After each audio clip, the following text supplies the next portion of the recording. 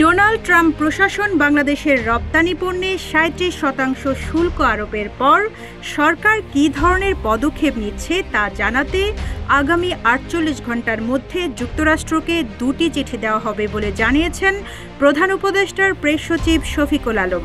রোববার সচিবালয়ে অর্থ উপদেষ্টার দপ্তরে আয়োজিত উচ্চ পর্যায়ের একটি বিশেষ বৈঠক শেষে সাংবাদিকদের এই তথ্য জানান প্রধান উপদেষ্টার প্রেস সচিব। বৈঠকের পর প্রেস সচিব সাংবাদিকদের বলেন, ২টি চিঠির একটি পাঠাবেন প্রধান উপদেষ্টা ডক্টর মোহাম্মদ ইউনূস। তিনি যুক্তরাষ্ট্রের প্রেসিডেন্ট ডোনাল্ড ট্রাম্পকে চিঠিটি দেবেন। অপর চিঠিটি যুক্তরাষ্ট্রের বাণিজ্য প্রতিনিধির অফিসে পাঠাবেন বাণিজ্য উপদেষ্টা শেখ বশিরউদ্দিন।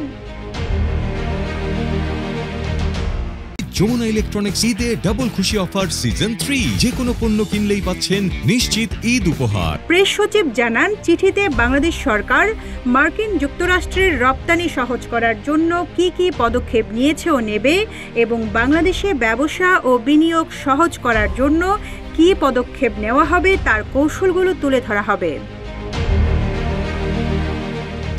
প্রধান উপদেষ্টার হাই রিপ্রেজেন্টেটিভ খলিলুর রহমান বলেন, শনিবার যুক্তরাষ্ট্রে নিযুক্ত বাংলাদেশের রাষ্ট্রদূতের সঙ্গে তার কথা হয়েছে।